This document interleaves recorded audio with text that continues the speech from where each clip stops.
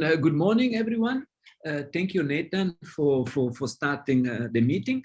Welcome to this session between NITheCS associates and NRF. Yeah, and you know, 2 years ago, NRF changed or modified the system in which the bursaries that NRF generously offers every year are distributed among the students, and as NITheCS we also have to adapt to the new system, and you know, when new changes come, it always takes a little while to adapt, and it takes a little while to optimize it in discussions between NRF, the students, the supervisors, yeah.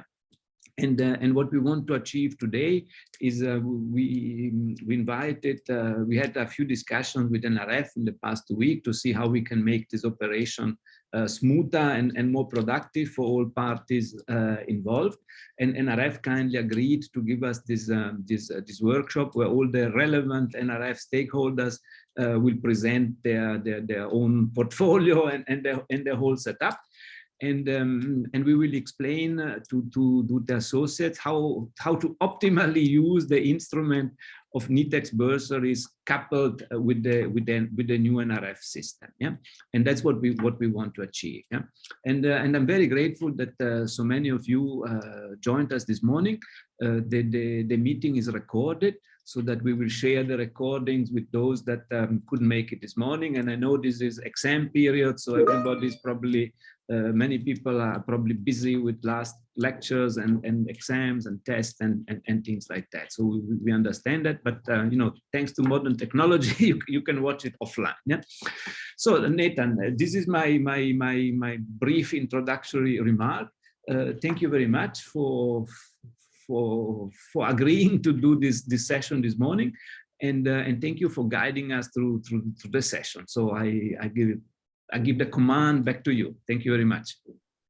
Thank you, Coach. Yeah, and I know that, Francesco, you didn't really introduce yourself because you're sorry. I forgot. But yeah, so for the NRF colleagues, I think you need to introduce yourself fully. Okay. No, so my name is Francesco Petruccion, and since 2 years I'm the interim director of NITheCS. Yeah, so that's my role. Yeah, thank you very much.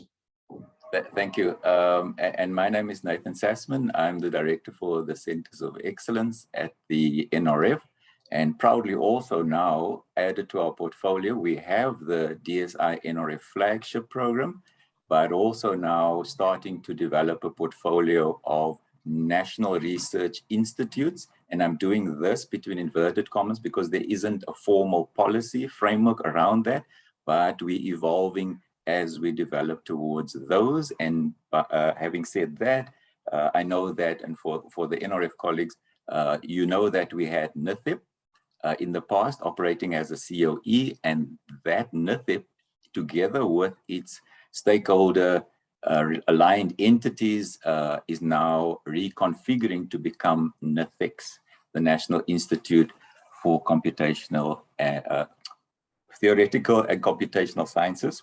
I think I've got one T too many in there.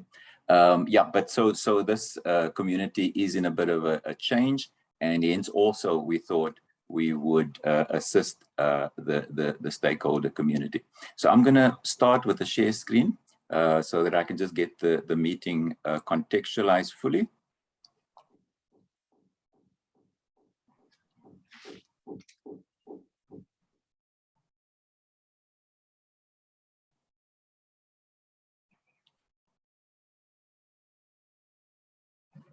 Okay, so I'm not going to dwell on the meeting protocols. You're all used to the virtual platform, but just to say, keep your video off and your audio to conserve bandwidth. And on the other hand, if you want to take a call from Auto in General because you want to get a discount because your car is now working remotely from home, please feel free. We multitask in these platforms. Please take your own notes. There won't be minutes. But we will share the audio recording as well as the presentations. If you have any questions, please feel free to put them in the chat. NRF colleagues or anybody who thinks they've got an answer, put it there. If you're unsure, just ask somebody to verify so that we can have the meeting flowing, so that when we get to the discussions, we may have answered most of the questions that are answerable or can be put across in the chat. If you feel there's something seriously that you need a few minutes to discuss with us, we will have an opportunity towards the end for the questions and answers and discussion session. If there's anything you think about afterwards, I've put 3 email addresses in the slide. That's Frank Malahotla. Malahotla is our key person in the NITheCS Center of Excellence portfolio that deals with the student queries. And then Irene also is obviously your link person to us as well. And her email address is in there as well, which all of you should be familiar with. So with those few words on the meeting protocols, I'll move. We're here today to just talk about enhancing the recruitment of the NITheCS postgraduate students. We don't want to leave any student falling through the cracks, and we want to assist you firstly with a lot of information in the first hour.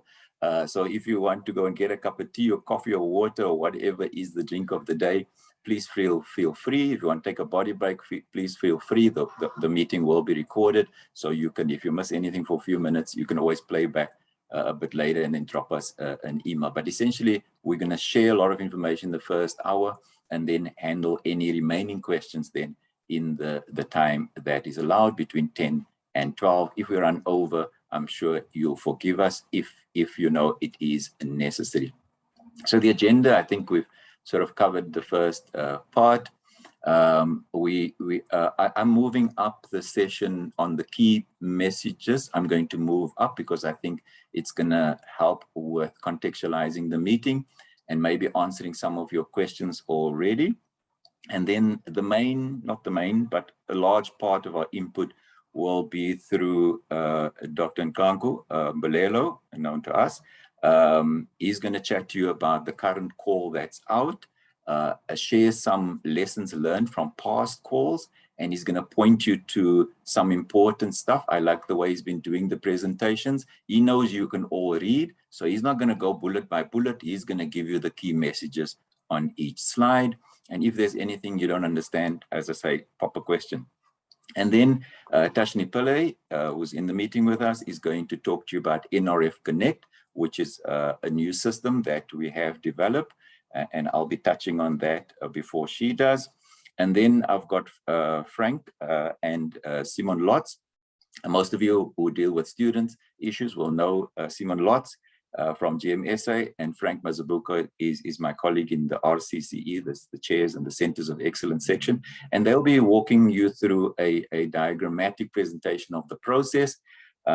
Because we don't want you to not know anything. We want you to really know more than we do. So there's no unanswered questions, and we can focus on improving what we are doing. And then Francesco will come back and talk to you about a call which they'll be launching or have already launched perhaps in support of, and Francesco will talk to you about why we're doing that. And I will be also alluding to the need for that. And as I say, then we have the questions and answers, and then we'll leave it to Francesco, who opened the meeting, to then close for us. So as we already have said, we're here because we want to brief you on the current call, share the lessons learned, offer guidance to you, and improve our collective ability to recruit and fund postgraduate students collectively, but specifically to this community. And obviously for us, it's important that we enhance the modalities, the tools that we have to in terms of stakeholder relations. We don't like unhappy colleagues out there who are making use of the NRF services and resources. We want you to be as happy as possible. We know we can't make you optimally happy. We don't have access to all those resources or the answers. And so we just want to see what we can do to improve any tensions or any unanswered questions, any concerns, challenges that you may have. So I've got some key messages. Francesco in his introduction said we're here because of the new policy. Yes and no. I think we're here because, yes, of that item, but we're here because government as a whole decided it needs to change some things that were not working. And some of those things that were not working, it sat in the portfolio or mandate of the NRF. And it's about the way we were funding students, the way we were selecting, the way we were contracting, inefficiencies, etc., etc. And so the DSI and the NRF decided this is how we're going to change things to make things better. There were intensive consultations. It led to standardization. We increased the financial support to students, as well as the scope, representativity, equity, and access. And I won't go into detail. Balelo will be dealing with that. And the other thing I want to say is, so, you know, they say death and taxes are the only constants, but I think change is the other only constant, or maybe the constant. And so things are constantly changing, and we have to be flexible, and we have to adapt and respond to those changes. And here I want to thank this community also for its cooperation, its patience, and the feedback that you've been giving calmly and heatedly, and in whatever forum or through whatever modalities. And I'm proud to say that the NRF have responded. And you'll see some of those changes when Mbalelo gives his presentation, and also Tashni, and what Frank and them are going to present. We have listened, we've really listened, and we've responded. Some of the questions that you've put, some of the concerns, some of the challenges, some of the recommendations have not been addressed as yet, because we're still probably grappling with some of them, and some of them we might not have an answer, and some of them might just take a fair bit of time to change. The other key messages is around the fact that there are constraints, there are rules and so on that we have put out there, and all of us have to therefore adhere to it. And the bursaries we've said in the call document, I've given you the reference, it might not be the current document, but we said it's going to be awarded in a directed manner to respond to the priorities, the vulnerable disciplines, the fields important for socioeconomic development, and it may change, and that we are pursuing a social justice agenda, and we allocate postgraduate funding as a lever to address some of the challenges that has been identified. But there's also a funding constraint, and hence the call is comparative. So it's not personal that we don't want to give any students to Prof. Sassman. It's just sometimes that we just can't. There isn't enough funding, and Balelo will also touch on that.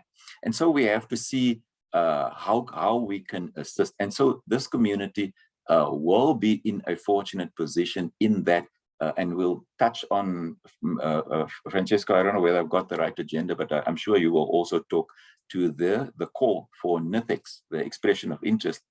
So there will be funding made available to this community, X amount of money, which you can tap into. And we want to also ensure that you know how to tap into it, so that you're not in that massive pool of funding that Mbalelo has to try and fund the whole country through a limited budget. But you have to be in it to win it.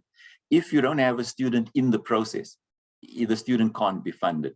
And we have many people asking us afterwards, outside of the call window. And I know that's one of the challenges, and I'll touch on it very briefly. But we want to emphasize that the NITheCS colleagues have the final say in terms of which student will get the actual bursary.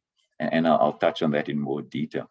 And then we also appreciate the fact that we don't talk about grant holder link anymore, but what we mean is that there is a pot of money for this particular community, dedicated to this particular community. And so we have to make sure that they are serviced as best possible. But we also have the freestanding pool where Mbalelo plays a role. So he has a pot of money for any student from anywhere that can apply according to the criteria, and he will fund until the money runs out. And then we have the floating students. We call them the floating students. Those students who are not in NITheCS, and they don't have somebody, and we're trying to catch all the students that you guys regard as relevant in the NITheCS context.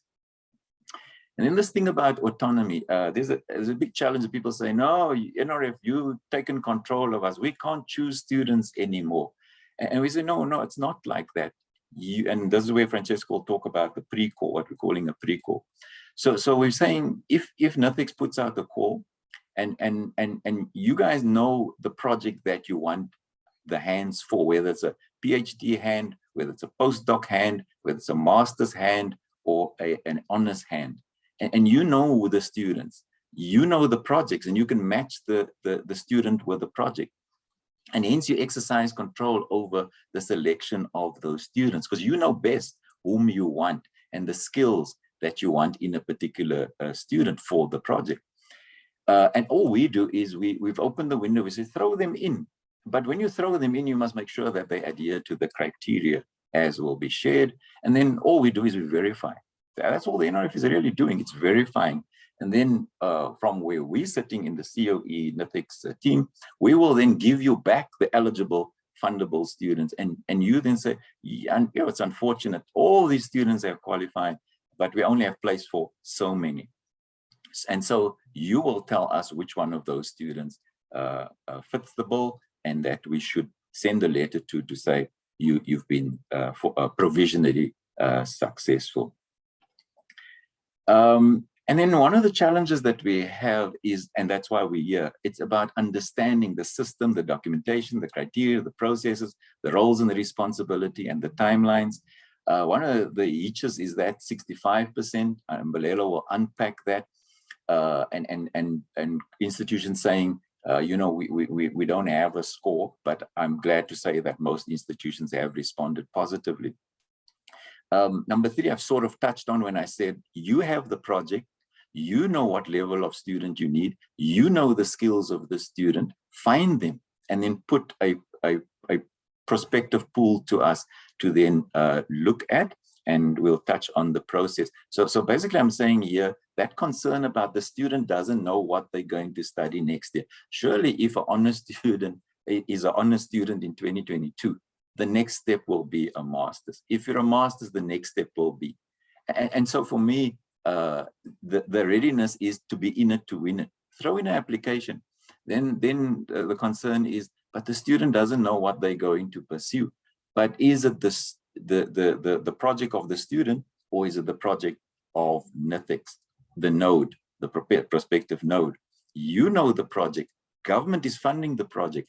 Government is funding the project with a scholarship or scholarships. So it's a matchmaking that has to be made. And for me, then it's not so much about the student not making up their mind, but us finding the student and helping the student to be ready.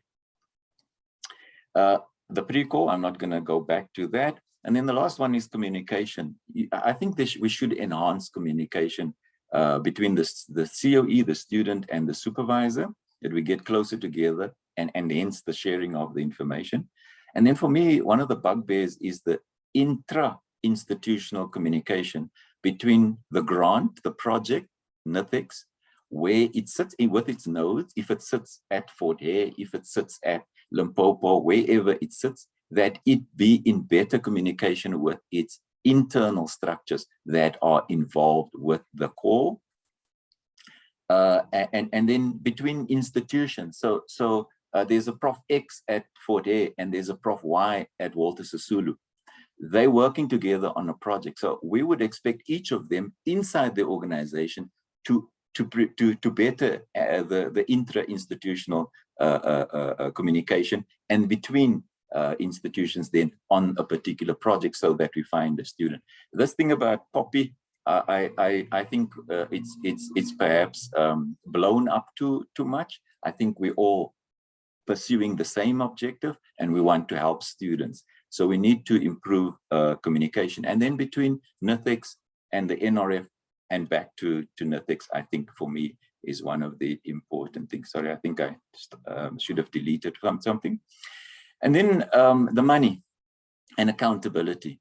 You know, I always talk about having a responsibility to the taxpayer, and then somebody said to me, but why are you excluding people who don't pay tax? So that's why I put it between inverted commas. So we have to use the money wisely and with discretion and accountably.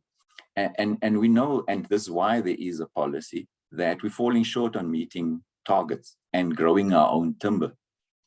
And so we will have to exercise fiscal accountability where the CEO is or NITheCS is not, they're not meeting the targets. We will hold back the money. And that's something that we don't want to do. So we engage, we report back, we consult with NITheCS, and we'll do that with the nodes in future to see where the problems are so that we don't hold back any money. We don't want to have money sitting in this building here behind me. And by the way, there's no paper money in the building, it's all theoretical money. But we don't want to have any money back at this building. We want it out there in your building. And so we have this workshop to try and assist with that. And so that's for me some of the contextual stuff that I thought I'd throw out there before we get into the nitty-gritty of the detail. I hope I've stopped sharing. And so without further ado, I'm going to ask Mbalelo to start sharing the screen. And whilst he's doing that, just to say that he's the gentleman in charge of the NRF of the entire system around, not the system, but more the, yeah, let me call it the system for student recruitment, student awards, keeping us honest and so on.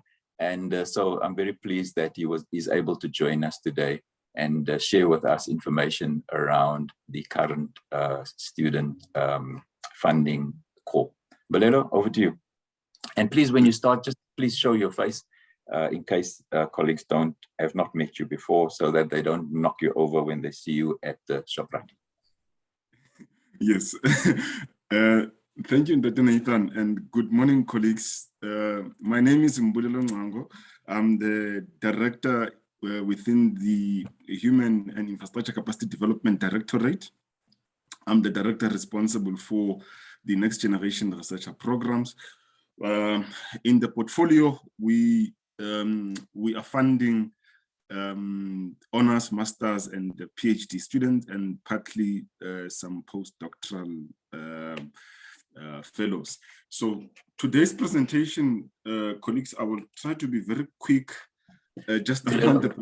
Apologies for interrupting you. Just click on the right button there so that you're in presentation mode. Yes, I'm actually trying to do that, but just the way I've put up the screen, I need to look at something and move the mouse the other way. Yes. Yeah, I think that's better. Yes, thank you, Dr. Nathan. And what I'm going to do, Dr. Nathan, then is I will switch off my video, and then once I'm done with my presentation, then I will switch on my video again. But I'm going to be a little bit quick through the presentation and mute my, stop the video. I'm going to be very quick through the presentation so that we can then have more time for a directed engagement on some of the things that will have been raised, but I will try not to be fast like a Bowie so that at least the message is captured. The essence of the presentation, I will just talk about some of the things, just to highlight some of the things that Nathan spoke about, probably go in much more detail about those things. So I will look at some of the things like the eligibility criteria, the values of the scholarship, some of the things that we need in order to implement this call. This will particularly relate to the student, the timelines for the call, things like the reporting that must happen, how the appeal process also is going to happen, and also lastly, just talk about the global knowledge partnership and how that fits into what we're trying to do with the postgraduate student. Now, what is very important, colleagues, is that perhaps before students make an application with the NRF or any other persons that have an interest on this call, it is important that they then familiarize themselves with a plethora of documents that are available. And within these documents, we will have minute details that will pretty much answer almost all the questions that one might have. But in the event that one might have additional questions further to that, they are more than welcome to come back to us, and then we will have a conversation with them again. Now, one of the things that the NRF has engaged in recently, it's the issue of the impact research framework. One of the key questions that the NRF is interested in here is just around the issue of knowledge impact and societal impact. And what we mostly talking about here is the positive change that we want to see in terms of the knowledge that is being produced, and the value that the research adds to society. And what we're saying is that when students are applying for the NRF scholarship, they need to highlight these two aspects, either be it knowledge impact or societal impact. We are aware that what we're asking here might vary discipline to discipline, and it is also possible that at the time of them submitting an application, some of the things might not be realized, but they will be realized over time. But it is important that at least there is that thinking around how their research is going to speak to what the NRF is interested in, that is the impact of research. So one of the things also that is important as part of the introduction of the this new policy is the NRF is saying for the scholarships that are going to be awarded, 95% of those scholarships will be awarded to South African citizens, including permanent residents. 5% will go to international students, 55% will go to women. In terms of how do we disaggregate the South African target, we say 90% will go to Black South Africans, 10% to white students, and then 1% to persons with disability. Some of the things that we, some of the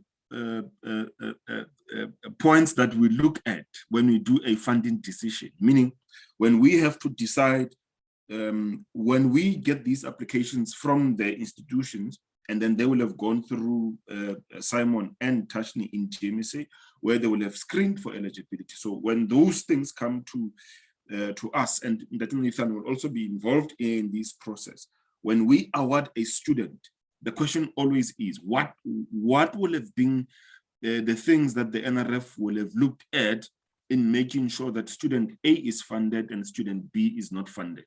So these are some of the things that we will consider.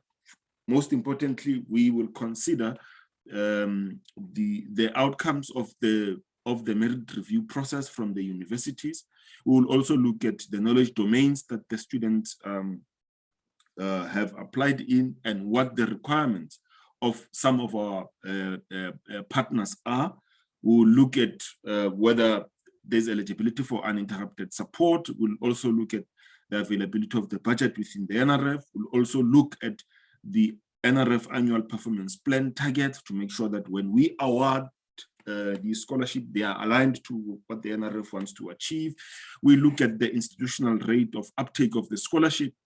What we often find is that for other universities, the uptake is much higher and is much quicker compared to other universities. And there are factors that affect such things. We also look at the enrollment data for each university.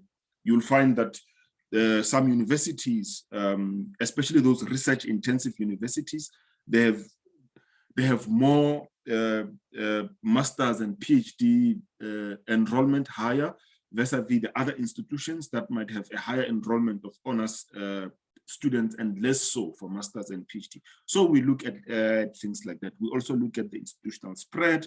We also look at the geographical area where the applicants are coming from. Now, this is important because one of our partners, that is the National Skills Fund, they are interested in the fact that the NRF is not only funding students from the metropolitan, for instance, meaning we're not funding students from Cape Town, Tshwane, Johannesburg, Ekurhuleni, and Mangaung. But we are also focused in making sure that students that come from the rural municipalities, those students are also considered when we award the students. Most importantly, it's the eligibility for full cost of study funding. All the students that are funded by the NRF must have been assessed for a financial need, and those students will be prioritized. For instance, I've spoken about students with disability and the academic high achievers. Now, in terms of the awards that the NRF makes annually. So what I've done here is I have looked at the new awards that the NRF has made for the 2022 academic year, and vis-a-vis the enrollment at the universities, for instance. So you will see that for the 2022 academic year, the NRF received around 14,000 applications. Of those 14,000 applications, the NRF only funded close to 5,000 of those applications. Now, this is interesting, particularly when you look at the total enrollment that we have in the system. We have close to 176,000 postgraduate students that are enrolled across the 26 universities. And of that, the NRF is only funding close to 3% of that. So that shows you that there is a need for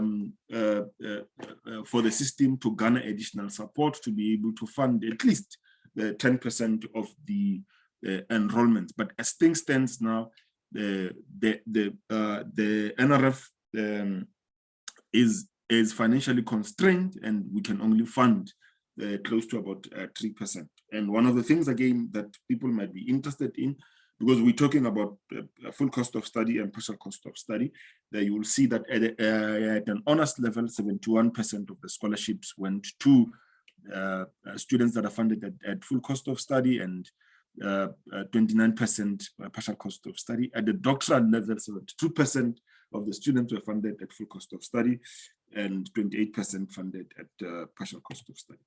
Now, in terms of the race and gender, how has the NRF awarded those scholarships? And Dr. Nathan spoke about this as part of the criteria that the NRF engages in, and we are hoping that the COEs, the SACHIs, and everyone else will also be aware of this criterion, and they recruit students that are aligned to the NRF targets. But briefly, the NRF made available 97% of the scholarship to South African citizens, including permanent residents, and only 3% went to international students. In terms of the South African cohort, 88% went to Black students, and then 60% went to South African female students. In terms of the eligibility criteria, colleagues, what we're saying is that for honors students, they will be funded for 1 year, master's 2 years, doctoral 3 years, and then we also have the students that are eligible for an upgrade.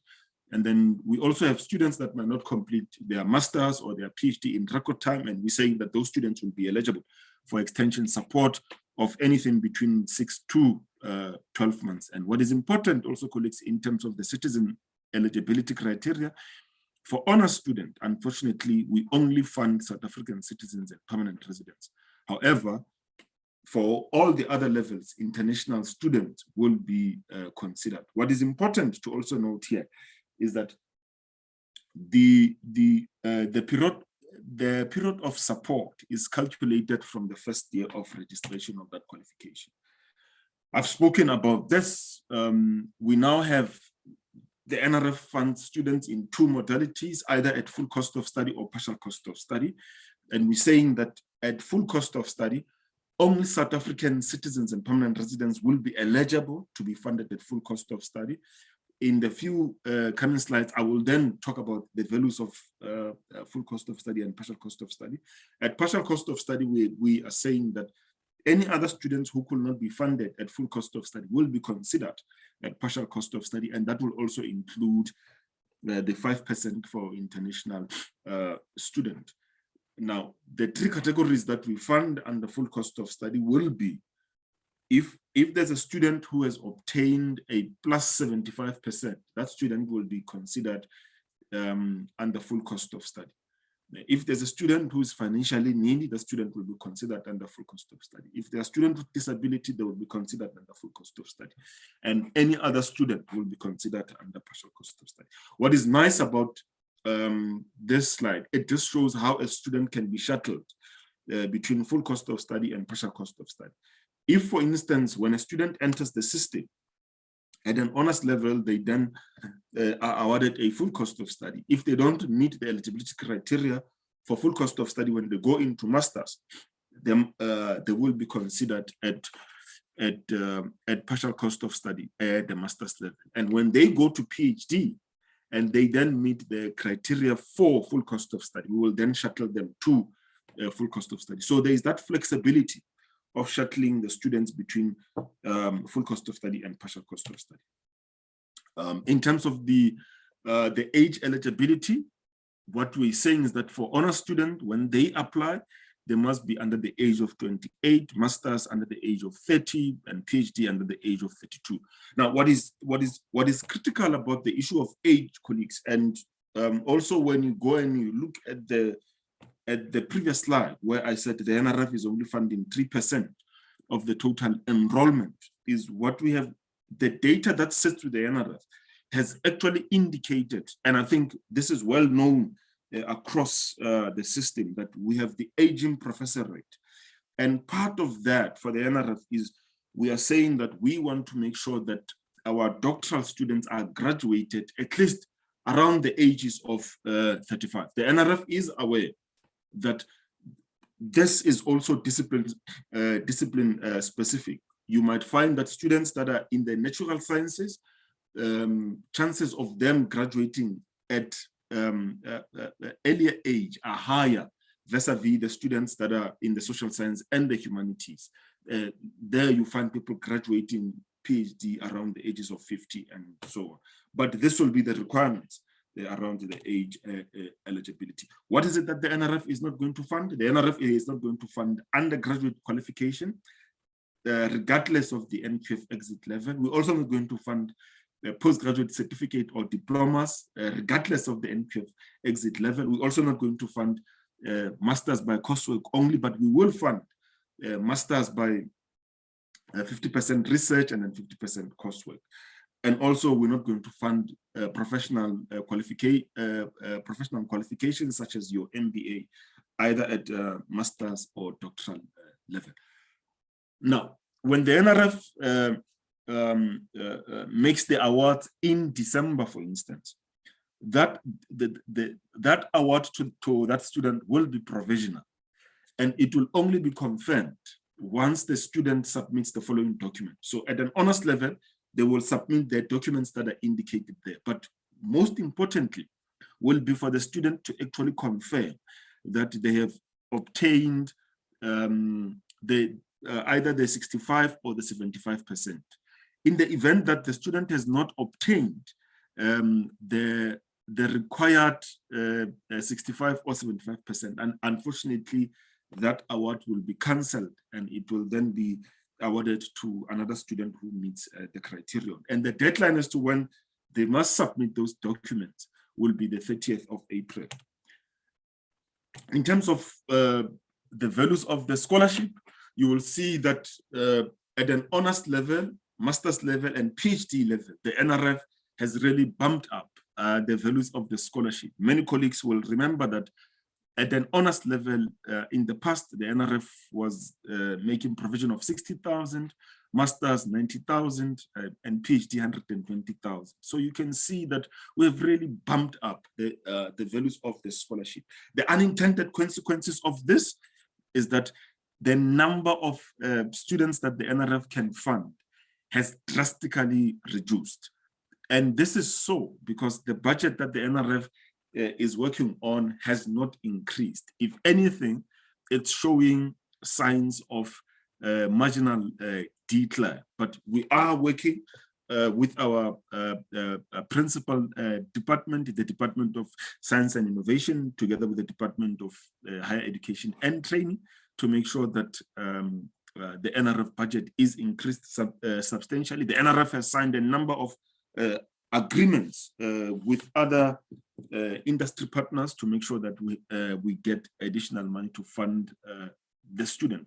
But what is important, colleagues, to also note with the values of the scholarship, in the past, what was there is that the values of the scholarship were not taking into consideration the cost of living, which was increasing annually.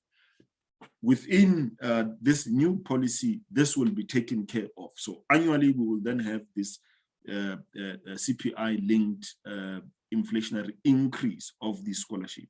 What we are requesting from the universities, however, is that payment to student needs to be made either monthly or quarterly, so that at least the students are not frustrated through this process. What is also nice about this new modality is that we make provision for an electronic study device for honors, masters, and PhD, but this will be a once-off for the duration of their qualification. And we also make available 20,000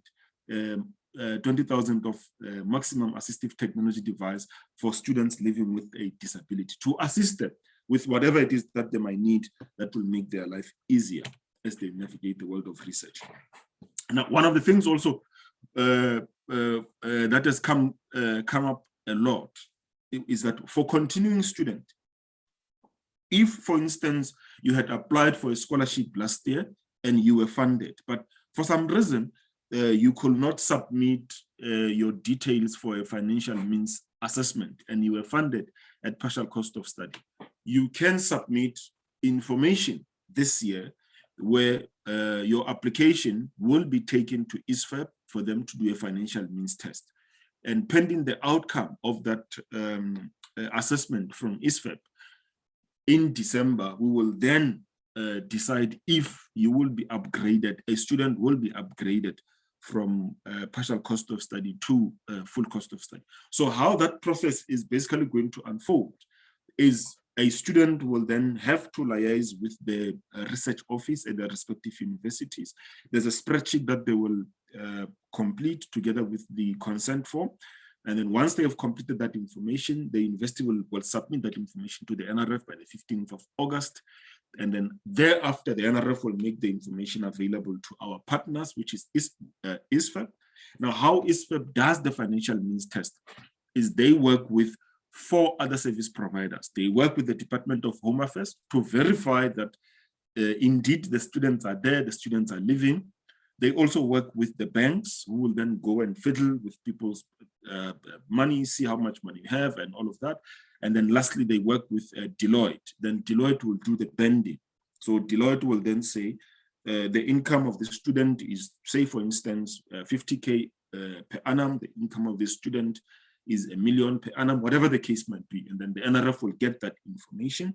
When we get that information, we will then be able to tell which of the students are financially needy and which of the students are not financially needy.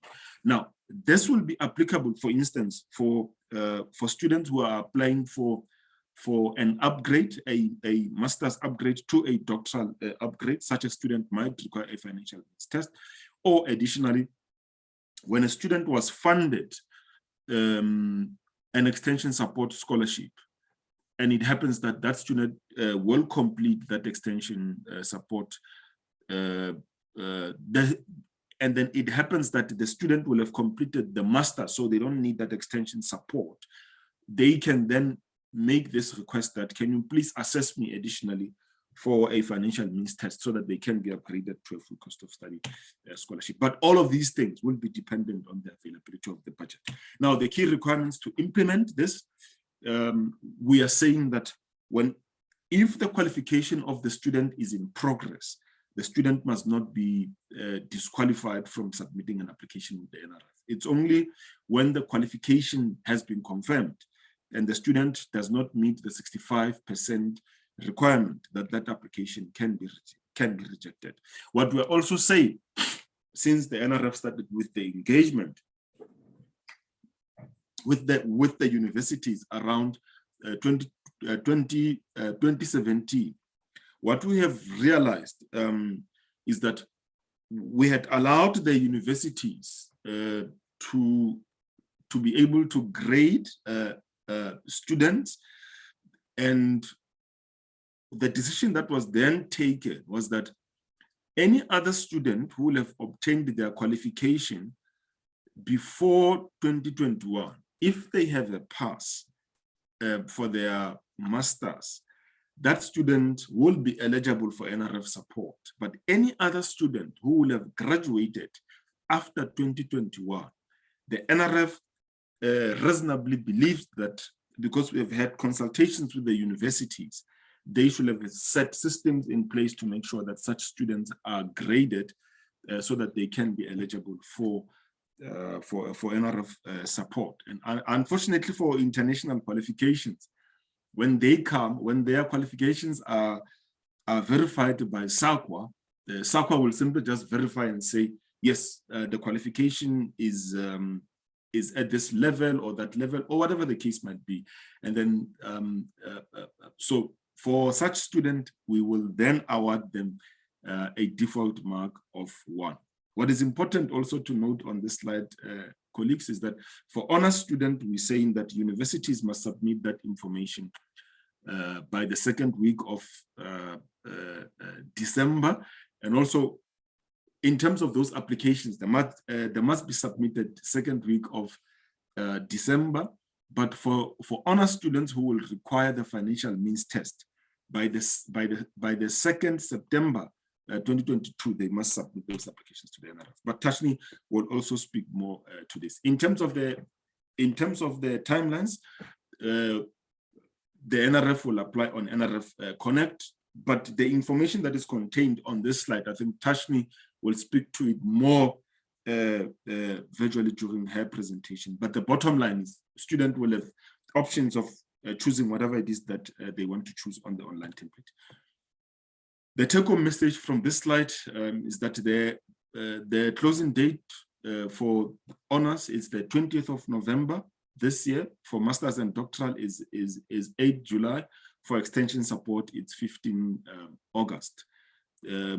What we also saying is that by the 15th of December, the NRF will have made the outcomes available for masters, doctoral, together with extension support student.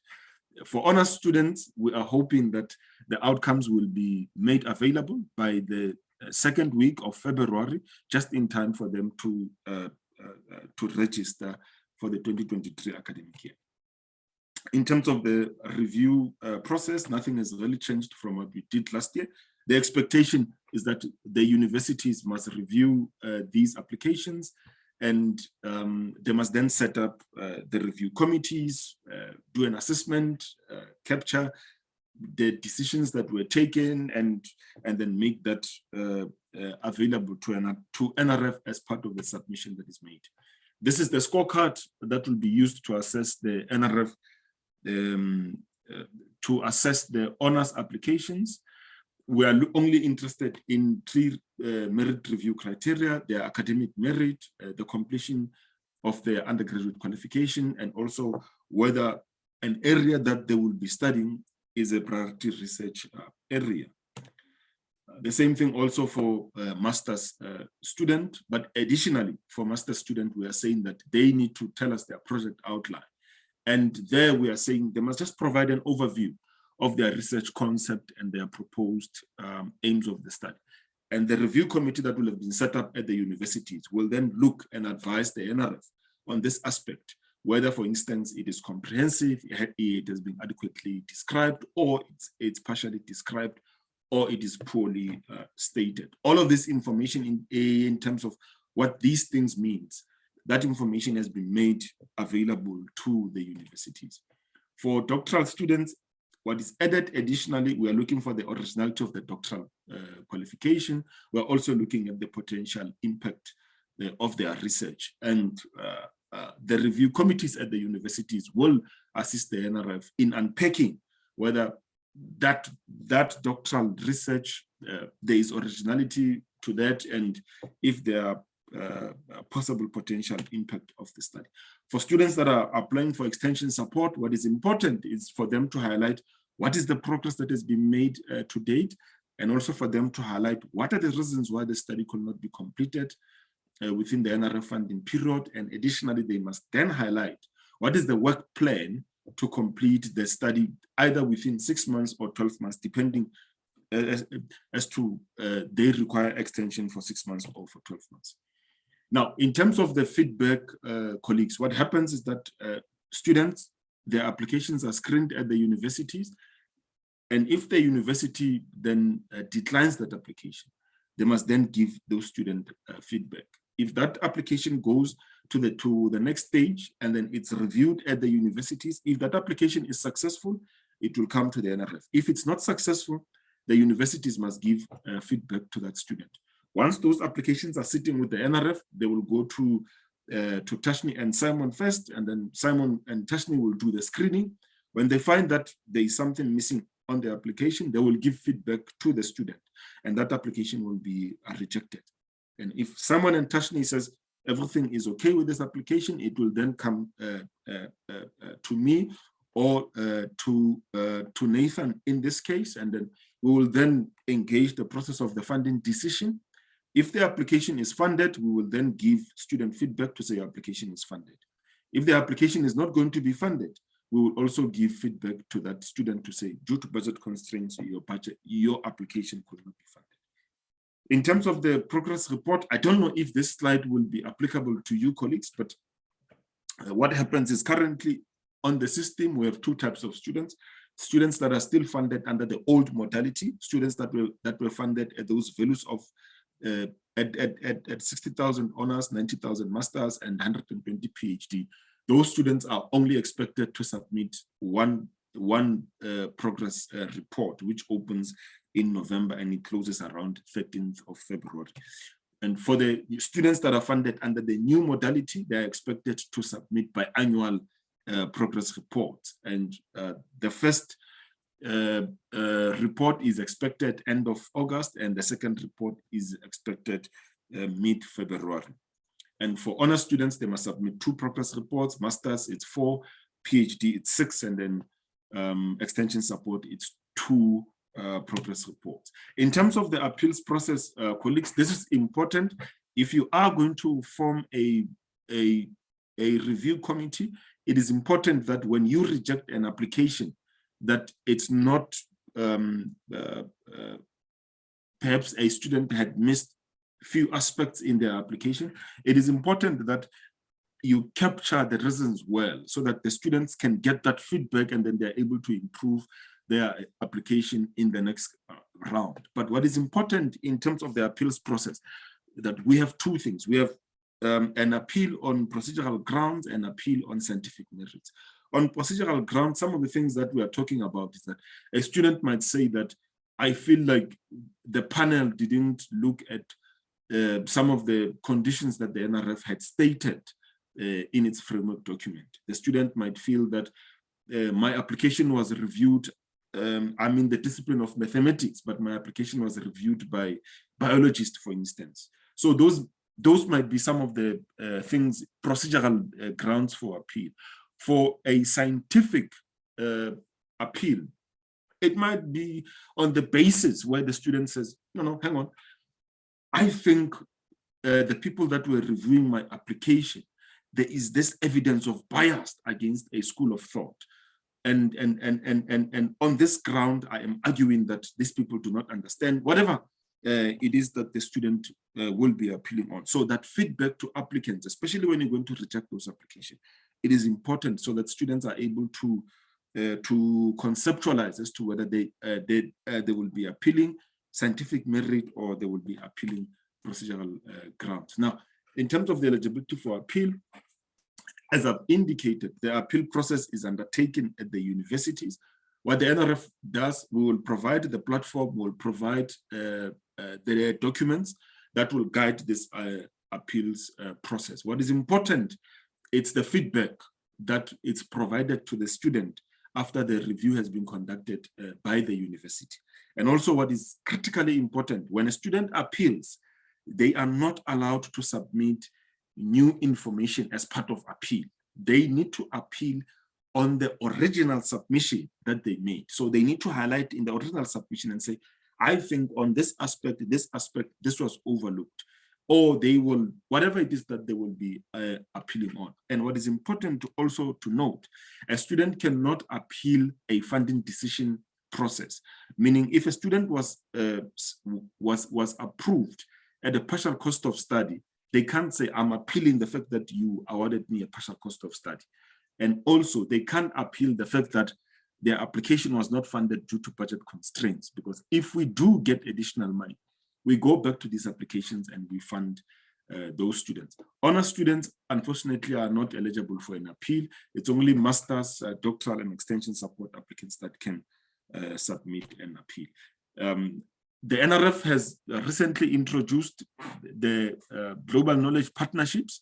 And what we're trying to do with the Global Knowledge Partnership, this is where the NRF, we're trying to identify and sustain partnerships that enhance the international opportunities for these exceptional doctoral students, as well as postdoctoral fellows, and also your early career emerging researchers. We do this in close collaborations with the many universities that we have in South Africa, and also private industries in South Africa, together with our international partners, either be it other universities overseas or also private sector companies overseas.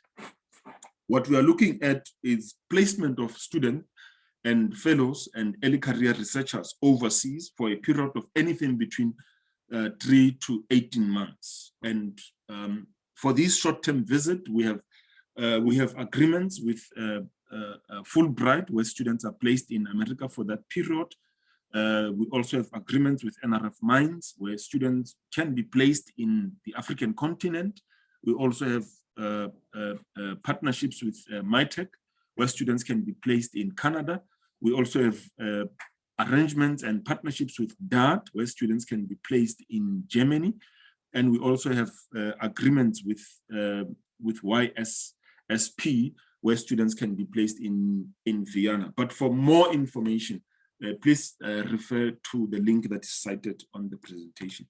And with that, ladies and gentlemen, thank you very much. Thank you, Mbalelo, for sharing in such a short space of time so much information, but which I think is very important and practical, but also pointing to areas of concern, offering guidance, etc. Without further ado, I'm going to ask Tashni, if you could stop sharing Mbalelo.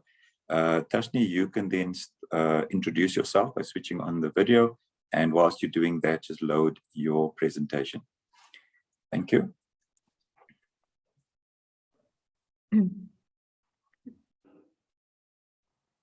Good morning, colleagues. I'm Tashni Pillay, Grants Director, dealing with both the next generation research programs and the emerging research programs at the NRF. So the application process is one of those processes under the postgraduate program as a pool call, but we do work very closely with my colleague Simon Lotz, who is the grants director responsible for this program. So today I will be presenting the presentation on behalf of both of GMSA and the NRF and my colleague Simon Lotz as well. Sorry. Let me just share my presentation.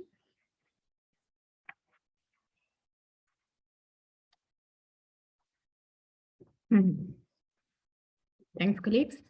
Today I'm going to speak to you about our new system. It's a brand new system. It's called Nrf Connect system. I'm going to speak a little bit more on the technical side related to the online application process and the various application templates that we have available. Just briefly mention the closing dates and some of the challenges and resolutions we currently have under the existing postgraduate calls on the system. So in relation to online application process and application templates, we did open the postgraduate call in May, so it is open at the moment for honors, masters, and doctoral funding programs. There is a business rule under the call, so you have to be under the age of 28 years old to be able to view the applications on the system. So that is also something that applicants should know. is that their date of birth has to reflect either if they're applying for honors, then it has to be under the age of 28 years, and then masters 30. So there are age business rules built into the system backend in order for them to see the templates. The closing dates under those calls, like Mbolelo said, are January, August, and November respectively. July for masters and doctoral, August for extension support, and November for the honors call.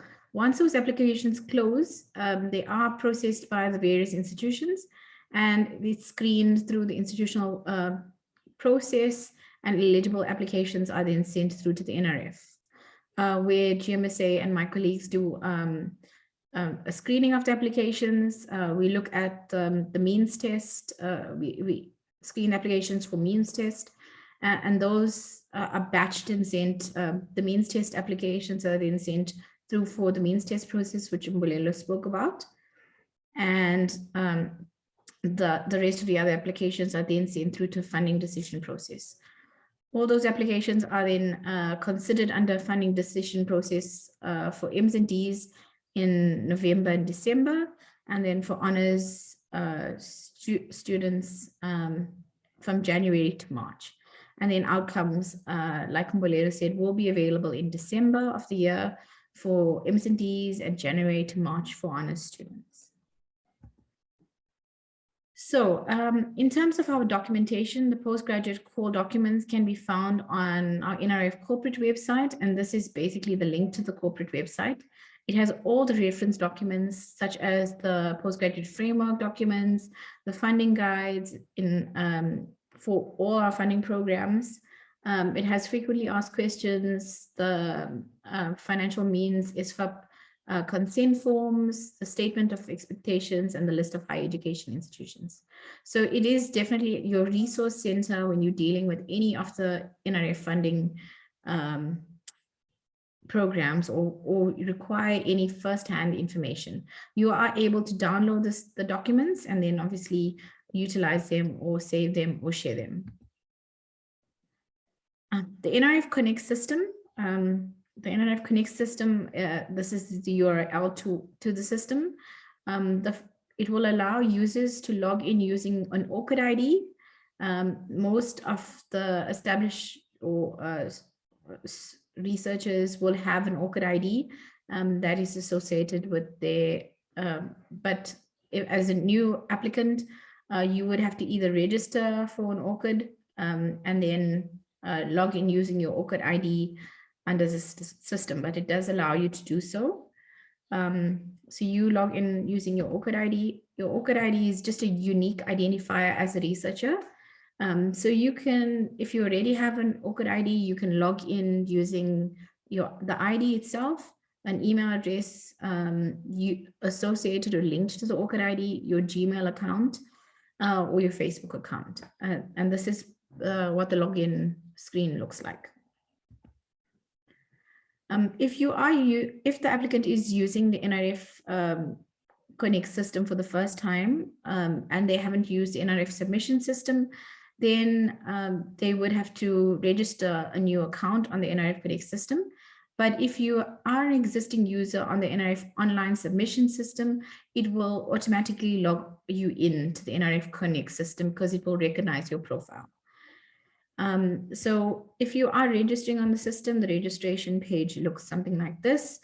You register the new account, it will ask you for your personal details and your contact details, and then register you on the system. Before starting an application, it's very important for all users to ensure that they complete their profile sections and then their CV sections under My Profile under the left-hand navigation tabs. So it does also allow you to sync your CV from the previous NRF submission system onto the NRF Connect system on the home page. Once you log in for the first time under the system. The homepage will look something like this. You will see that you can see the various funding opportunities that are available. You can use this sort of homepage to click on the apply button and apply for the funding programs. But alternatively, there is on the navigation pane on the left-hand side of the screen, you are able to also click on applications and click apply. From your homepage, you would also be able to see if you've already applied to an application or started on an application. The apply button will list as edit, so it'll allow you to edit an existing application which you've already started on. When you're logging a query or an important reference is your application reference number. So this goes across all applications at the NRF. In this specific application, we're looking at the postgraduate. So it will have your application reference number for postgrad. All the compulsory sections are the ones with the red asterisks. All the non-compulsory sections are the ones that don't have any sort of asterisks next to it. It also has tabs that indicate whether the application is complete with a tick and a cross if the application section hasn't been complete. And then obviously your edit functionalities on the system. The financial needs sections. So this is a section that Mbulelo spoke about in more detail in his presentation. So your financial needs, the student is able to upload the proof of the NSFAS or ISAP document if they have, or indicate if they require financial assistance. In terms of uploading the documents, they go onto the section, they basically select that they were previously funded and then upload the relevant document. Please note that the document has to be an official document. So if it is not uploaded at time of applications, we do not consider the applicant as financial needy. So it has to be either a stamp letter from the university, a letter from NSFAS or ISFAP stating that the applicant received funding from them. If the applicant requires a needs test or financial need, they can indicate whether the income is less than 350K or is more than 350K per annum, or if it's not applicable, that they don't require the financial need. So they can indicate whether a means test has been done before and give consent and upload the consent form that is required under the section. Remember that if the applicant completes a section, these would be the applications that are routed through for that means test through SFAP processes, which Mbulelo spoke about.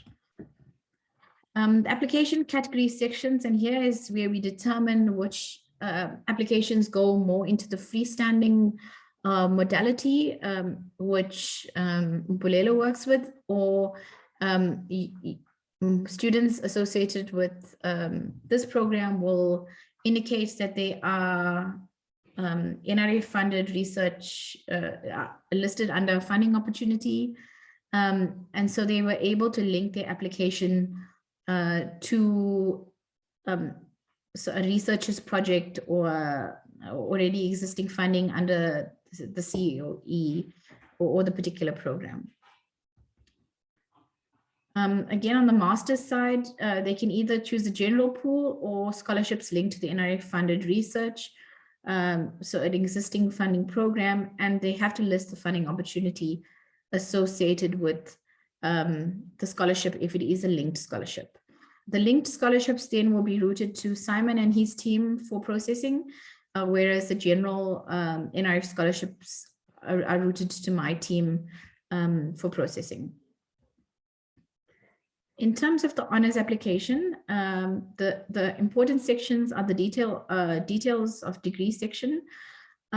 This is a requirement under the application where the applicant has to indicate their final marks. So they indicate they upload in, their final marks in the major subjects, and the average marks are calculated in terms of the average. And this is considered under the funding decision process. So it's very important that they are able to correctly indicate their marks and that they meet the entry requirements of 65% and above. For master's and doctoral applications, the basic information section allows the applicant to enter the institution where they are based. We find that some applicants don't add the title, so they should be adding the title so that it can go through the review process at the institutions. They're able to provide a descriptive title under the basic information section. Another section that's important is the details to be funded section under the application, where they can indicate whether if this is an upgraded project, whether, you know, which discipline it falls in, if they're employed, will they be willing to resign to take up the scholarship if it's awarded. So all the sort of basic information under the degree to be funded. Applicants are also required to enter their academic achievements. So example, a master's student that is busy with an honors is able to list their information related to their final year undergrad under this section. And we use this information for confirming or processing the awards. So they can indicate whether this degree is a complete degree or whether it is still in progress. In progress qualifications, the GPA is confirmed at time of take-up of the grant. The details of research section is one of the most highly rated sections when we look at the proposed scorecard under these applications. So it also project outline, alignment to national priorities and potential impact of the research. So it's very basic for at the master's level. But when it comes to the doctoral level, we ask for more information, you know, and we ask that applicants are more concise when they enter information under these sections because they are fully reviewed. We ask for alignment to national priorities, potential impact, the problem statements, aims and objectives are some of those sections that we require under the doctoral details of research.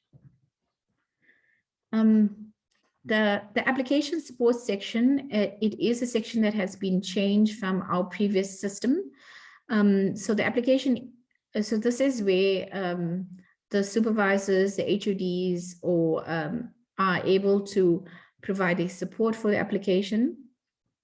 And the applicant is able to then add the information and select them as a proposed sort of supervisor or current supervisor at the various levels.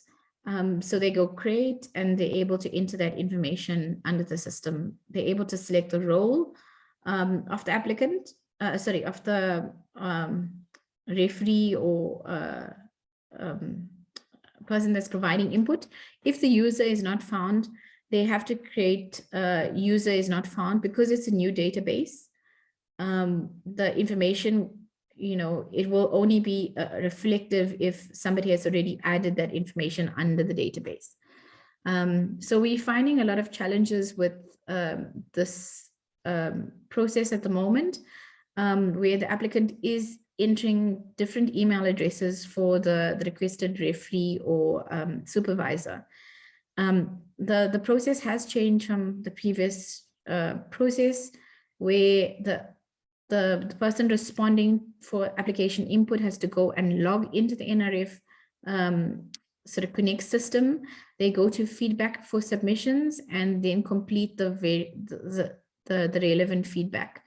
But they aren't able to find the reports if the applicant is not entering the same email address that they use to register on the system in it, you know, itself. So we do urge supervisors and HODs to please use their university email addresses when working on the system. The attachment section, these are it's just where the applicant can attach any supporting documents under the section. The extension support application, the information, so you can apply for master's or doctoral extension. The applicant can also apply for 6 to 12 months of extension. Support, they have to be full-time sort of registered students. Again, the application support input under the extension support applications is the most important section. Supervisors must have responded under the section for the extension support application to be considered complete. The grant data from their previous award and the value of that will automatically pull in from our NRF system on the back end, because the extension award will be based on the previous award values. So in terms of the template, Mbalelo spoke a little bit about this, that the progress information and reasons for why the study wasn't completed in the prescribed time are key sections under this application, and all sections are compulsory sections under the extension application. Again, just to emphasize the closing dates, for honors level, it's the 20th of November, for masters, the 8th of July, and doctoral, the 8th of July. And then masters and doctoral extension support is the 15th of August. And that's the closing dates for applicants under the system. We have experienced some challenges with the system. It is a new system, so as people use the live environment and experience user problems, we have been working through that on the technical side.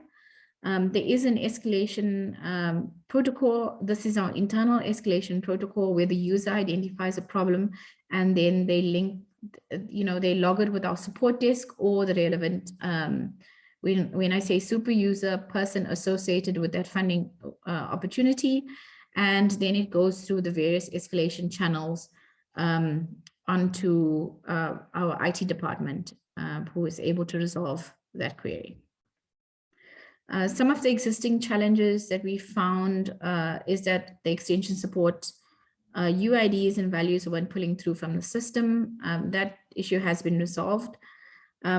We do from time to time have our PDFs not saving or reflecting under the application. That also has been resolved. But sometimes some of the users have identified that it works in some cases and in other cases it doesn't. So it becomes more a user specific issue that we need to take up.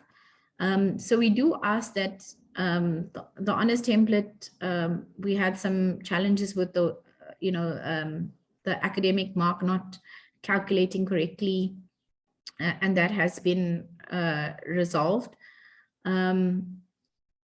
And then we also, and I mentioned some of the challenges we had on the application input section.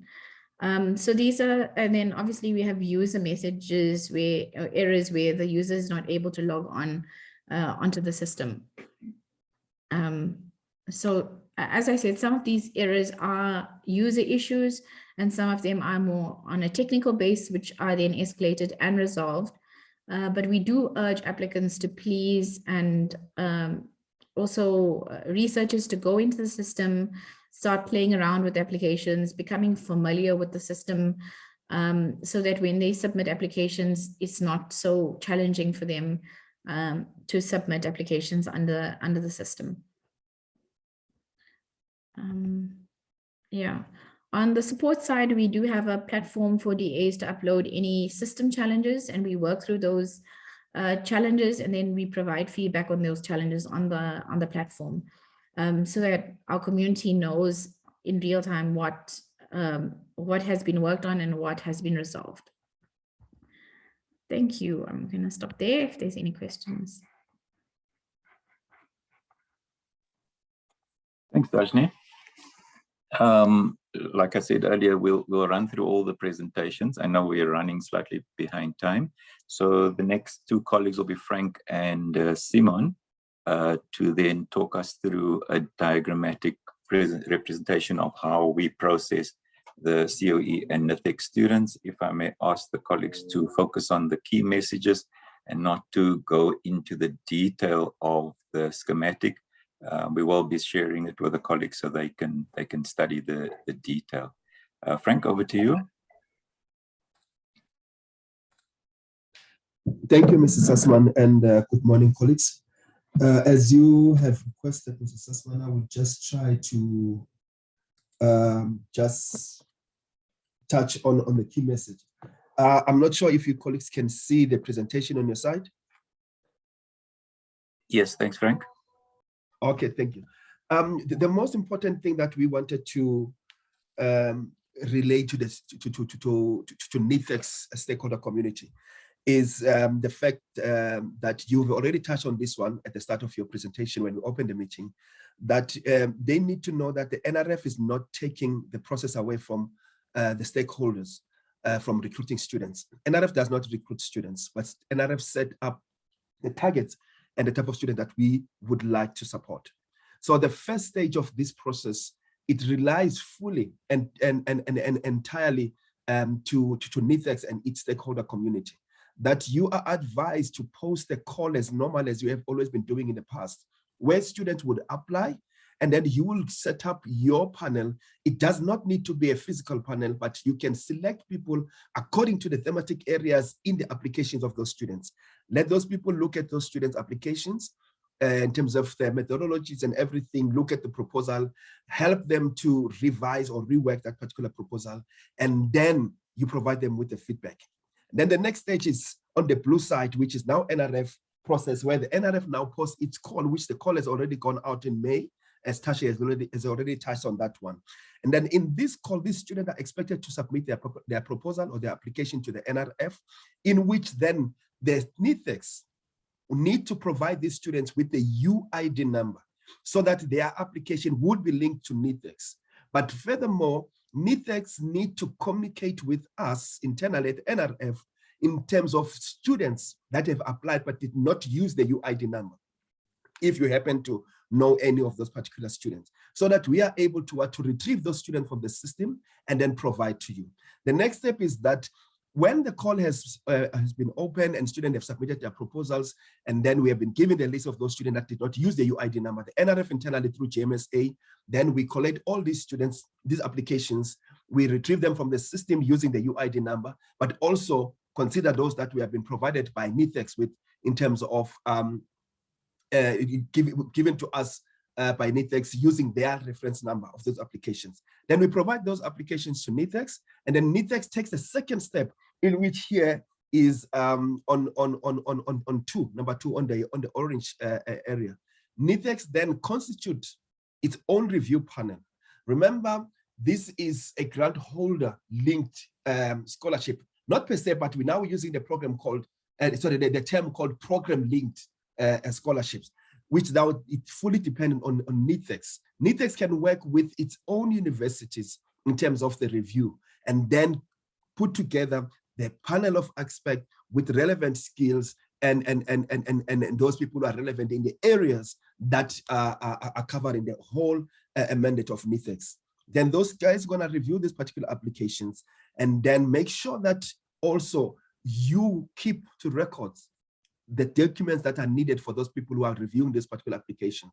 The document on confidentiality and the declaration of conflict of interest and the stuff, as well as the scorecard. Each and every application, when it's being reviewed, you need to use the relevant scorecard, in which that scorecard, it is in the package of the document that Tashni spoke about, which is already there in our website. And then after that, these guys, the panel, after they have done their assessment, then they will take the applications which they recommended for funding, provide them to NITheCS, and then NITheCS, what would do, will distribute them to these students' respective DAs, which then will submit to the NRF.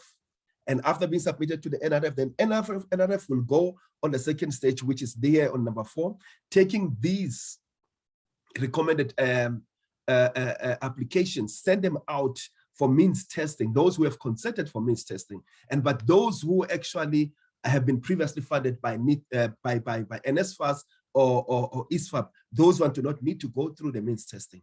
And then from there, that process, it goes probably up until normally in the previous years, it will take up until December, depending on how ISFAP is able to conduct this, and also the influx that come to them in terms of providing this similar service to other organizations. And then when we have received these applications, then we consult back to NITheCS and other COEs where it is relevant to tell them that these are the students that we have received this particular information as the means test outcome, whether the student qualify for partial cost or for full cost of funding.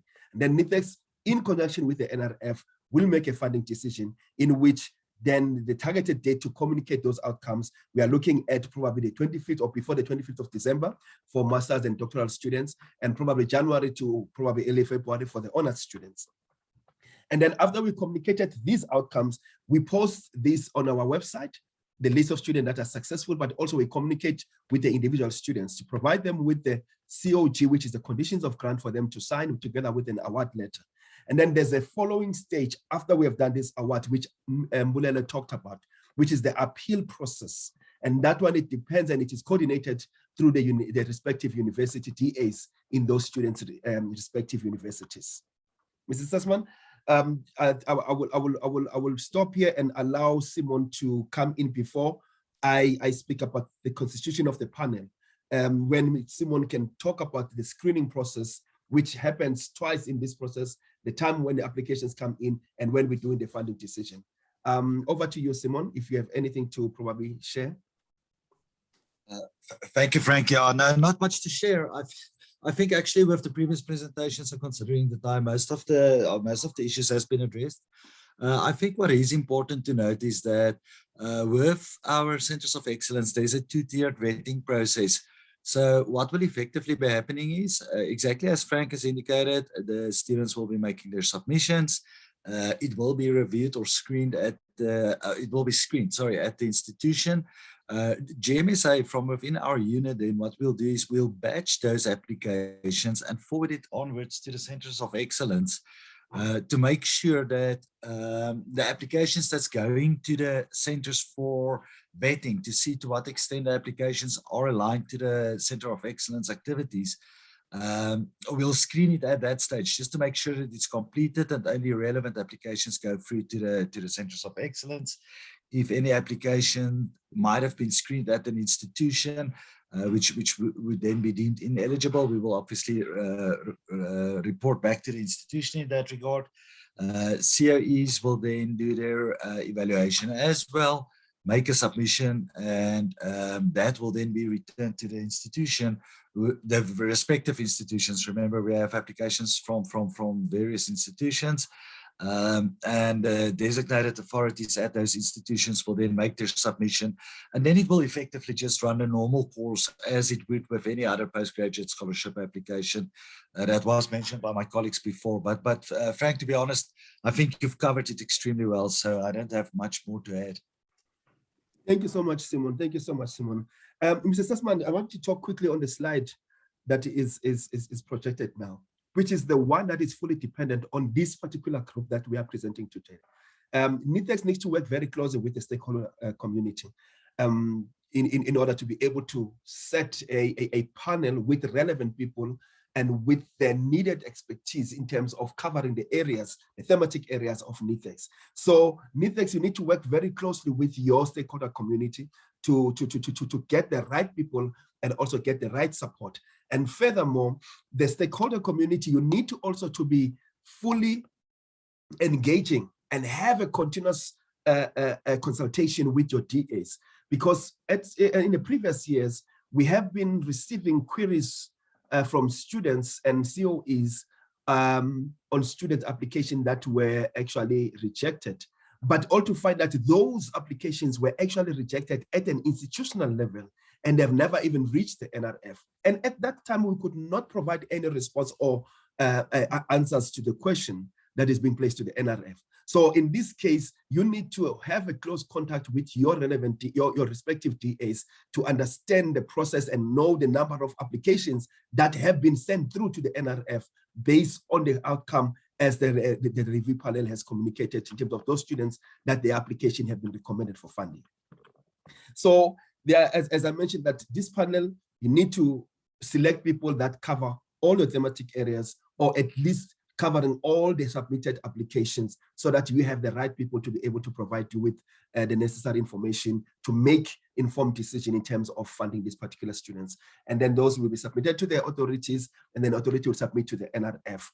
And that's how the process unfolds. Thank you, colleagues. Thank you, Frank, and thank you, Simon, for your inputs. Colleagues, as you can see, true to the mandate of the Centers of Excellence, we are very strong on collaboration, consultation, inclusion. We don't want to leave anybody out of a process where all of us are affected, and we're trying to do the best for the student. And as the policy, we're looking to fund those students who really need us, who deserve our attention and our resources. And so we're very strong on working together. I want to hand over to Francesco. He's going to give us the last input, second last input, but in terms of the information we want to share, and that's on what we call the pre-core. But I just want to say something as you come in, Francesco. So you would have seen that we either say in our presentations, we were saying COE/NITheCS or NITheCS/COEs. So just in case somebody's thinking that this NITheCS is a COE, I just want to dispel that by saying that contractually, as we speak, there is no formal entity contractually established called NITheCS. We are in process of moving to it. So in the NRF books, we have NITHEP, which you're aware of, and NITHEP has always been run according to the modalities of a COE. So when you speak to us next year and you look at our narratives, you'll see NITheCS as there behind Francesco's, behind his head on his virtual screen there behind him. So I just thought I'd dispel that in case you get phone calls tonight, Francesco. Over to you. No, thank you very much, Nathan, and thank you so much to all your colleagues, the NRF team, for very clearly explaining to us the procedure for the students of our associates to access the NITheCS bursaries. Yeah, you know, this was very important to us because, as you know, Nathan, in the steady state of NITheCS, yeah, that we are in the process of setting up, yeah, one of the major tools, yeah, to bring together the community of that is composed of 8 disciplines, yeah, various aspects of basic sciences, yeah, is the so-called focus areas, yeah, that the roadmap for NITheCS foresees. Yeah, at the moment we call them research programs. Because as Nathan just said, NITheCS is our vision. Yeah, we are working toward establishing it. Yeah, but still out of the old NITHEP framework for now and for the next short while. Yeah, so hopefully the transition will be ultimated, let's say by the end of the year or the beginning of the next year, at least for the next financial year. Yeah. So it was really very useful for us, and you know, and what I wanted to say is that the important aspect is that in order for NITheCS to be an important research institute, yeah, we need to align the research programs of NITheCS with the bursaries, yeah, because we all know that at the end of the day is honors, masters, and PhD students that do the bulk of the research work, yeah, and with the system that was just explained to us very clearly, yeah, this is now possible, yeah, you know, in the last 2 years, because everything was new, maybe we missed some aspects of the procedures, and we were not really able to perfectly align the NITheCS bursaries with the research program of NITheCS, although you know, the disciplines were represented properly. Yeah? But now with this new system, probably from next year, we will start achieving that goal. Yeah, and this is really important because it will allow us to make the NITheCS research way more impactful than maybe it is at the moment. Yeah, so that is really very nice. Yeah, the NITheCS pre-call. Yeah, we will publish it next week. Yeah, we haven't published it this week because we knew that today we would have this event to explain the procedures. And just in case we had to adjust something, we would hold the publication of the pre-call, but we will publish it next week. We will email it to all the NITheCS associates, to all the NITheCS stakeholders. We'll publish on our website, and we will make sure that our system will be in line with the NRF system, so that no student will miss any deadline, and so on and so forth. Yeah, so this is, and I really again would like to thank, although my vote of thanks is at the end. Yeah, let me start thanking now. Yeah, the NRF team, because I think now there shouldn't be any more questions on how the procedure will look like. Yeah, so thank you very much for that, Nathan. I know that we are slowly running out of time, so I stop here and give it back to you, Nathan. Thank you very much. Thanks, Francesco. Colleagues, so please don't look at the pre-call as a duplication of the NRF call. It is a precursor and a preparation so that all of you are in control of the pool of students you are going to create, the best students, the most relevant students, etc. And then you are going to direct those students through you already, because then you're already ahead of the game, because you could put your panel together, and that panel does the minutes and all of that. So you're actually doing the both at the same time, but you are in control. So that we complement both processes, and again, I'm repeating myself, so that you are in control of what happens. And as I said, we just verify and we award in consultation with you. Thanks, Francesco. And then just to say, you are all aware of the expression of interest call for the establishment of NITheCS. And please, if you've got any queries, chat to Francesco and Rene. And if you've got any specific questions to me, I've been fielding a few, please do that. And whilst I have the microphone on that one, there has been a request to extend the deadline. And although my colleagues tell me that it has been approved, we will be, I've not seen it, but it seems like we will be extending the call window by 2 weeks. So that communication will probably, if not today, then probably by Monday, we'll announce that extension so that you have enough time to respond. That brings me to the question and answer session, and I'll start by referring to some of the questions that's been put on the chat, which all of you have seen. Tashni has responded to the query from, or the indication concern from Arun, that he didn't get a response. As she said, it's just a lot of queries, and if there's any particular challenges, you're welcome to send an email directly to her or to Simon. And I've got put 3 other emails in the initial slide as well. There was a question around the means test frequency, and Balelo indicated that it's done when the student applies, and it seems like ISFAP has done their homework, and they see that over a 4-year period, there isn't really a change in those students' socioeconomic, their family socioeconomic circumstances, barring, of course, a lotto win, which they won't tell you about, because that means a couple of £100 saving. But if your student disappears, then you know that's possibly a reason. There was a question around the appeals, which we cleared up in terms of if it's, we won't process an appeal which is due to the fact that there is no money. It's not about the eligibility of the student. The student passed the screening, we just ran out of money. And then Malelo, I just wanted to ask you, because I think you gave Arun some reading material, but if you can just answer the question for everybody in terms of his suggestion, recommendation that why don't we look at decreasing the value of the current scholarship so that we can fund more students. And he was asking whether we've done research around that. Maybe you could just quickly share with everybody what your position is on that. Thank you very much, Nathan, and thank you, Prof. Bishop, on that question. This is the thing. What has happened? There's a lot of data and reports that have been released that have looked at one, the issue of transformation, the slow pace of transformation.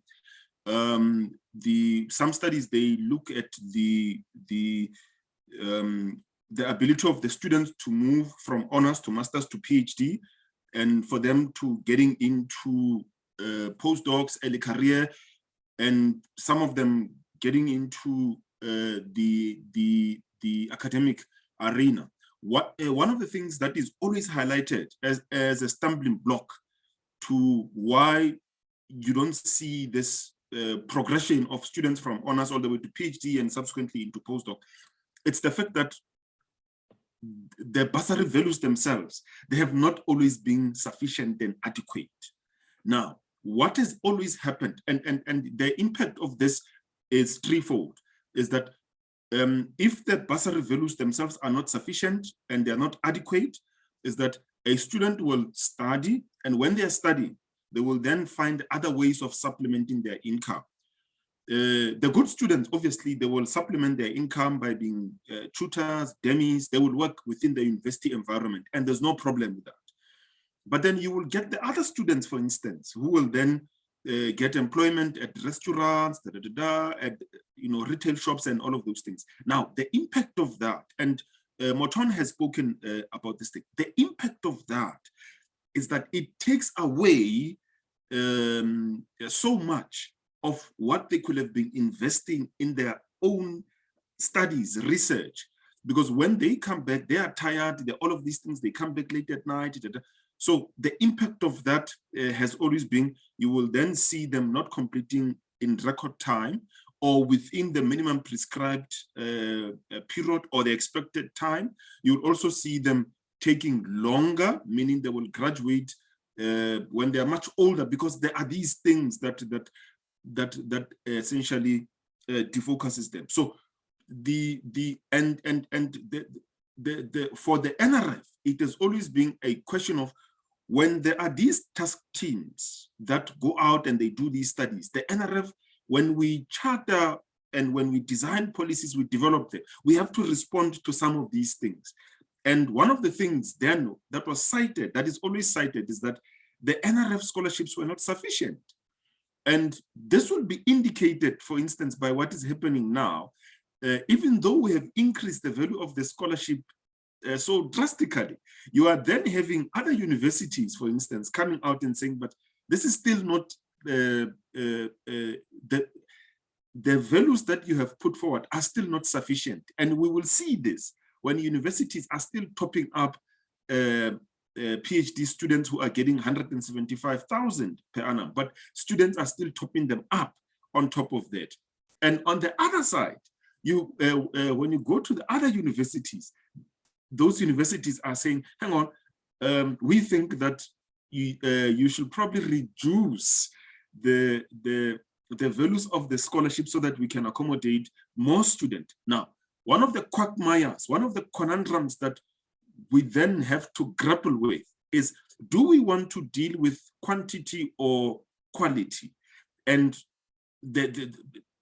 and depending on which school of thought one comes from, you then say, let's fund as many students as we can, but then we give them a half loaf of bread, and we then say, figure yourself out however you figure yourself out. But the reality of it, when we did benchmarking also, was that all the undergraduate scholarships were more than your postgraduate scholarships that were available on the market.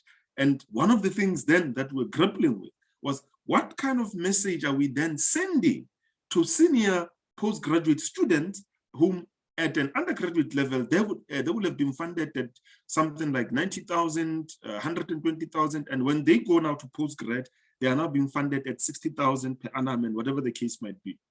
And majority of these senior postgraduate students, they might be having responsibility. Some of them might be having children and so on and so on.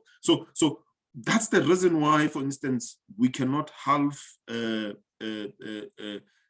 the values of the scholarship. But what we have to do as the system is to garner more additional funds to be able to fund more students, and not necessarily to decrease the value of because if we decrease, then we are going back to where we don't want to go to. Thank you, Dr. Nisa. Thank you, Mbalelo. I'm aware of time, and I'm aware already, I've been notified that some of the colleagues, NRF colleagues may have to leave, and similarly, some of you may have other commitments. So with your permission, we're prepared to stay until 15:15 if there are colleagues who have burning issues, and we'll do our best to respond with the NRF team that is available. And then just run till 15:15. But if you have to leave, just drop us a note in the chat box. And of course, as we said, the recording will be made available through Renee. So let me move away from the box and just concentrate on the chat. So if there's anybody who has any thing they want to raise, if you could just raise your hand so that I can recognize you.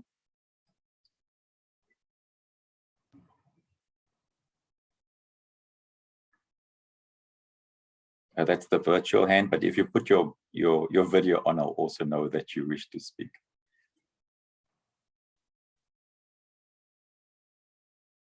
Going, gone. Okay, so Francesco, oh, there, Renee. Yes. I would like to thank everybody for being here today.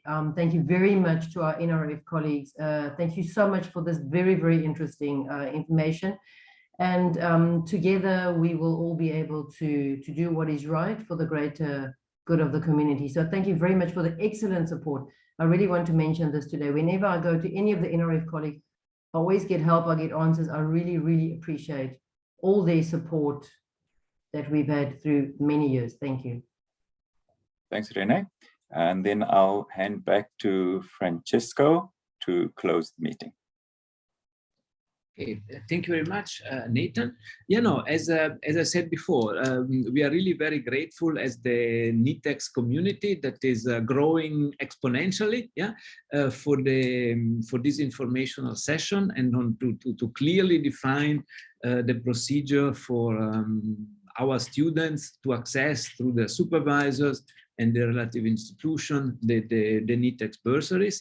So we are now very, very happy because, as I said before, it allows us to align our research programs with the students, so the students can really be embedded in the interaction with PIs, co-PIs across the NITheCS network. That is really growing fast. We have already, Nathan, I think as of yesterday, just under 200 associates, which is more than 3 times more the NITEP number of associates, and you know, and it increases daily. Every day we receive more application to join NITheCS as associate and as junior associates, because we are also keen that the junior associates, those are lecturers typically that are working towards their PhD, also get the necessary support and mentorship, and we will make sure that they also will have success in raising funds for their first master students and so on and so forth.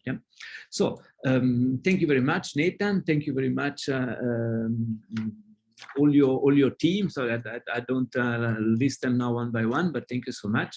I know that you know, it's a busy time of the year for everybody, so I also would like to thank the NITheCS associates and the NITheCS admin members, to join us this morning. I know it's exam times, and end of the semester is always busy. And as I said, next week the NITheCS pre-call will be published. And all of our systems are in place to follow the procedures that were so clearly defined and explained this morning. So Nathan, thank you very much to you. Thank you very much to your team. And you will receive lots of applications from us. Thank you.